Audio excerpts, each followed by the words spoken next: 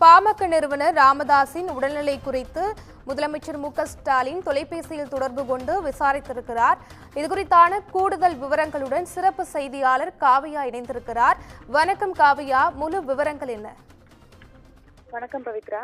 பிரச்சாரத்தின் போது மேடையிலேயே மயங்கி விழுந்த ராமதாஸை, அதாவது பாமக நிறுவனர் ராமதாஸை முதலமைச்சர் மு.க.ஸ்டாலின் போனில் அழைத்து தற்போது நலம் விசாரித்திருக்கிறார்.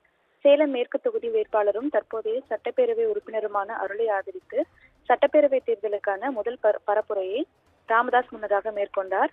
சேலம் பள்ளப்பட்டியில் பரப்புரையை முடித்துக் கொண்டு மேடையிலிருந்து இறங்கிய போது திடீரென அவர் மயக்கமடைந்தார்.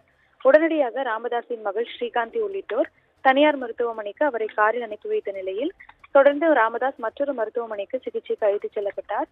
தீவிர மருத்துவ கண்காணிப்பில் இருந்த ராமதாஸை மருத்துவர் குழுவினர் சிகிச்சை அளித்து வந்தனர். முதற்கட்ட சிகிச்சை முடிந்து மருத்துவமனை தரப்பில் தெரிவிக்கப்பட்டிருந்த போது மருத்துவர் ராமதாஸ் அவர்களுக்கு வயது அதிகமாக உள்ளதாகவும் தொடர்ந்து தேர்தல் பிரச்சாரத்தில் ஈடுபட்டதால் உடல் சோர்வு ஏற்பட்டு மயக்க நிலைக்கு சென்றதாகவும் தெரிவிக்கப்பட்டது.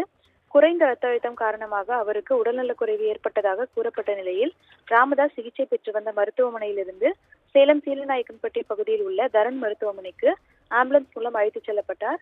தொடர்ந்து அவர் சென்னைக்கு தனியார் மருத்துவமனைக்கு அவர் அழைத்து வரப்பட்டார்.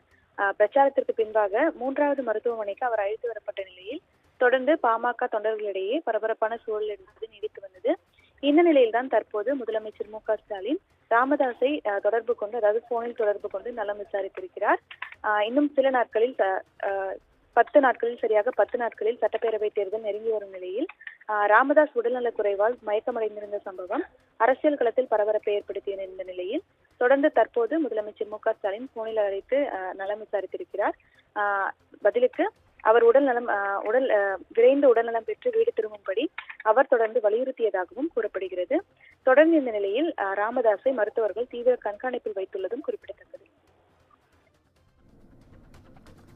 விவரங்களுக்கு நன்றி காவியா.